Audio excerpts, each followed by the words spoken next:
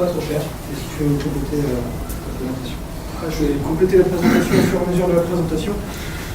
L'objectif, c'est de sensibiliser les gens qui ont un projet de start-up ou de projet concret sur des objets connectés sur le fait que la sécurité, c'est toujours moins cher que ce qu'on pense vraiment.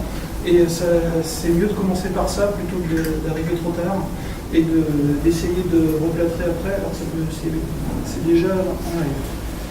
Donc pourquoi je veux vous parler de sécurité? Tout simplement parce que on a souvent une vision faussée de la sécurité. Et des gens, quand on sort le mot sécurité, ils disent l'important c'est la confidentialité. Et ils se disent du coup, si mes données ne sont pas trop sensibles, comme par exemple un capteur de température ou une centrale météo, ou n'importe quoi qui mesure quelque chose dehors, a priori c'est une donnée publique, donc pourquoi je mettrais la sécurité dedans? Sauf que la sécurité, ça ne s'arrête pas à la confidentialité, ça parle aussi d'intégrité, savoir si le message n'a pas été altéré volontairement ou involontairement par quelqu'un sur le passage, et l'authenticité, savoir si le message vient d'une source autorisée. Et derrière ça, il y a aussi un aspect non-répudiation, sur lequel je ne m'appesantirai pas, mais si vous avez des questions sur cet aspect-là, on reviendra dessus. Ce qui va m'intéresser ce soir, c'est les deux items du milieu, intégrité et authenticité. Est-ce que mon message vient d'un émetteur autorisé et est-ce qu'il n'a pas été perturbé par un attaquant sur le trajet? Un exemple de ce qui existe depuis longtemps dans mon métier. Nous, on fait de la carte à puce sans contact et concrètement, on met des serrures près de portes, devant des portes. Un usager amène une carte et la serrure va communiquer en radio à travers une passerelle avec un système qui va donner l'autorisation d'ouvrir la porte ou pas. Généralement, ça se modélise par une flèche qui dit ça va dans ce sens-là et le système répond OK ou pas OK ou pas OK, tu ouvres la porte ou tu ne l'ouvres pas. Évidemment, depuis 15 ans qu'on fait ce genre de choses, on fait de la sécurité. On n'a pas attendu que ça soit attaqué pour se défendre. Aujourd'hui, on voit des gens qui travaillent dans un domaine qui s'appelle les smart cities. C'est un exemple parmi d'autres, qui vient vite à l'esprit quand on discute avec les gens de Angers, où on met toutes sortes de capteurs sur le terrain. Donc, je vous ai déjà évoqué température, il y a la pollution, le trafic automobile, comment les réseaux de transport marchent. Il y a évidemment le fonctionnement du réseau électrique, ce qu'on appelle le smart grid. Tout ça, ça produit de plus en plus de données. Et derrière ça, ces données sont envoyées, agglomérées vers un point central.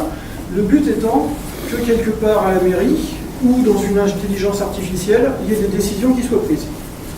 Alors, ça a l'air de rien, c'est des données qui sont publiques, tout le monde peut voir le temps qu'il fait et tout ça, mais imaginez que cette intelligence artificielle soit câblée ou un algorithme qui lui dise s'il y a tel niveau de pollution, plus tel trafic, plus telle température, à ce moment-là, c'est certainement qu'il va y avoir des embouteillages monstrueux, à ce moment-là, déclenche telle réaction. Ou alors, tel niveau de température plus telle pollution, on a un problème avec les centrales thermiques, coupe le réseau électrique sur telle partie. Si on commence à rentrer dans des algorithmes complexes et que des hackers peuvent deviner ce qui va se passer quand on perturbe les données des capteurs sur le terrain, on est capable d'arrêter le fonctionnement d'une ville. On est capable de concevoir, de modéliser des attaques sur le smart grid, sur le réseau électrique ou sur les réseaux de transport, non pas en faisant une vraie attaque informatique, mais simplement en introduisant des données faussées dans le système. Donc même le plus petit des capteurs doit être authentifié dès le début pour ne pas pouvoir perturber le fonctionnement des systèmes complexes comme ça. Donc on se focalise sur intégrité et authenticité, et pour ça, on va essayer de mettre à jour, améliorer dès la conception notre petit capteur, notre brique de puzzle là, qui à la fin fait un grand puzzle, une grande ville ou un ensemble de services interconnectés avec un cloud derrière. On va dès le début envisager d'améliorer son protocole de communication avec de la sécurité. Jusque-là, notre capteur, il envoie des 0 et des 1. Généralement, il y a les 0 et des 1, si on connaît à peu près son protocole, on constate qu'il donne son adresse, son numéro, qui il est, l'ID de l'émetteur, et il met des données derrière. Les données, c'est la température, le nombre de kilomètres parcourus en vélo, tout ce que vous pouvez imaginer comme données variables, et tout ça, ça passe a priori par radio. Ou ça peut passer aussi par envoi d'avion en papier, ou par pigeon voyageur, en fait, peu importe. On s'en fout complètement de la technologie. Ce qui va compter, c'est qu'on est sécurisé de là jusque là, et à partir de là, le canal entre les deux peut être aussi pourri que possible, ça va quand même marcher. Donc comment on fait pour sécuriser? Dans le sens authentifier l'émetteur et vérifier que le message n'a pas été changé pendant le parcours. C'est tout simple, enfin c'est tout simple. On rajoute une signature, c'est-à-dire on va compléter notre message par un certain nombre d'octets qui vont contenir la signature des données qui précèdent, numéro d'émetteur et le nom. Ça nécessite évidemment qu'on ait rajouté quelque chose dans notre petit capteur ici. Comment on peut calculer une signature? Si vous avez quelques notions de sécurité informatique, notamment de HTTPS, le fonctionnement des serveurs web sécurisés, vous avez sans doute entendu parler d'algorithmes de sécurité asymétrique, de signature asymétrique. Le plus connu étant certainement RSA, qui repose sur l'exponentiation modulaire, donc un problème mathématique assez complexe. Et puis aujourd'hui, on a un algorithme un peu plus performant pour une taille de clé plus petite, qui est la cryptographie à courbe elliptique. Alors je ne rentrerai pas dans le détail, parce que je pense que ça me dépasse beaucoup, je ne suis pas mathématicien, mais on sait utiliser ce genre de choses depuis quelques années, sans problème sur les serveurs web. Ça repose, la cryptographie asymétrique, sur l'idée que chaque capteur, chaque nœud de mon réseau intelligent va avoir une clé privée. À cette clé privée, on associe une clé publique et un certificat qui prouve, qui tamponne qui c'est qui l'a fabriqué, d'où il vient. Et à chaque fois qu'il va pouvoir communiquer, il va renvoyer sa clé publique, son certificat, ses données et sa signature. Ça veut dire que pour véhiculer juste un petit bout de données ici, une température c'est 1 octet, 2 octets grand maximum, bah, j'ai bourré la trame avec plein de choses en plus. Donc c'est possible, mais c'est souvent considéré comme trop cher et les gens s'arrêtent là en disant c'est trop cher donc je ne le fais pas. En plus ça coûte du temps en temps de calcul. Faire une signature RSA, c'est au mieux sur un petit microcontrôleur, c'est au mieux 5 millisecondes. Si vous le faites en hardware, ça peut aller plus vite, mais 5 millisecondes quand on est sur une petite pile de boutons, c'est autant de durée de vie en moins à la fin de l'année.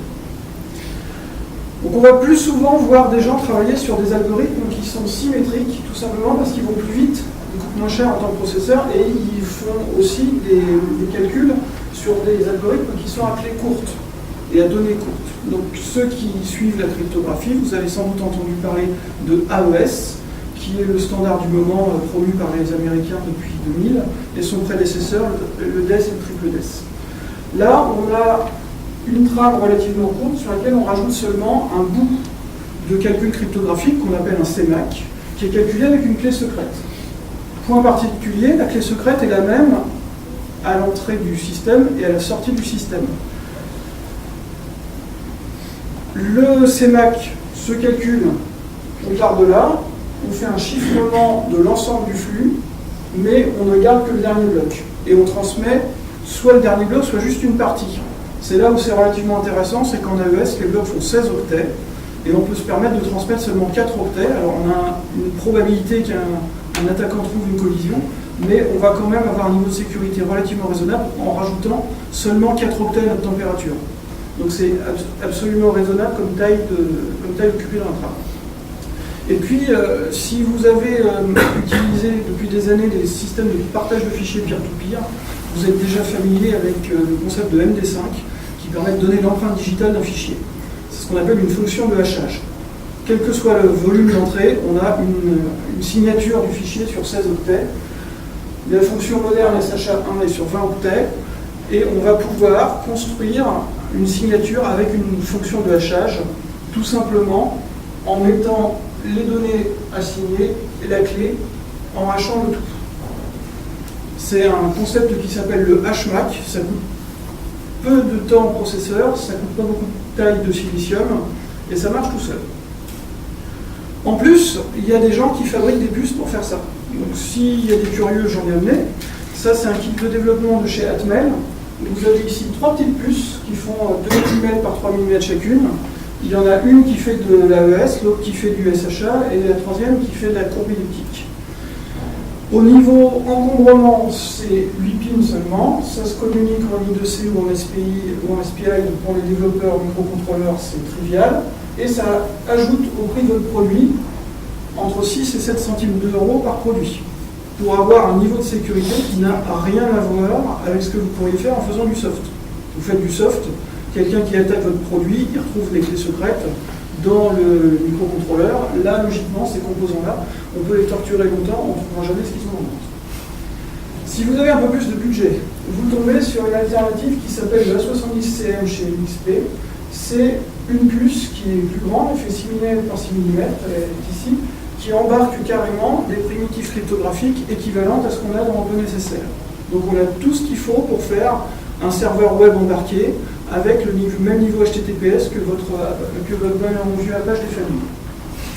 Ça, le A70CM, vous en aurez bientôt tous chez vous, puisque c'est la puce qui est à la base du compteur Linky et qui permet de faire marcher le Smart Grid en France. Donc de dire arrête-toi de consommer ou inversement de renvoyer sur le réseau des informations sur combien vous avez consommé pour vous facturer. Donc du coup il faut que ça soit sécurisé pour pas qu'un petit malin puisse diminuer sa consommation. Et c'est tout, ça s'arrête là, sauf que petit piège, si mon capteur envoie juste son numéro, ses données et sa signature, je peux toujours le mettre au milieu avec une cagoule, des lunettes et puis le par-dessus remonté, et je vais enregistrer les trames. C'est ce qu'on appelle espionner, tout simplement. Et au bout d'un moment, quand j'aurai capturé cette trame avec mon petit enregistreur, je pourrai en rejouer. Et ça sera des bonnes trames tout à fait valides. Donc je pourrais faire ce qu'on appelle une attaque par replay, une attaque par rejeu, c'est-à-dire au moment où ça m'intéresse, ramener sur le réseau des trames tout à fait valides, mais qui lui ont potentiellement quelques années, quelques mois, quelques jours, donc qui ne donnent pas les données du jour, qui trichent sur l'état du capteur aujourd'hui.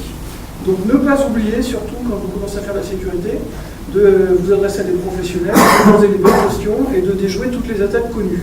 Donc l'attaque par replay, c'est la plus connue, c'est la plus simple. On la contourne simplement en disant au capteur de rajouter quelques octets pour mettre un compteur. Chaque fois qu'il envoie une trame, il incrémente de 1 son compteur, et comme ça, on ne peut pas rejouer une trame qui a été enregistrée dans le passé. Ou en tout cas, le système en face va s'en rendre compte. Voilà, c'est tout ce qu'il vous faut savoir pour aujourd'hui. Mais c'est la base, 70 centimes pour pouvoir faire des produits électroniques qui vont avoir une grande durée de vie sans mettre en danger le système qui va les utiliser.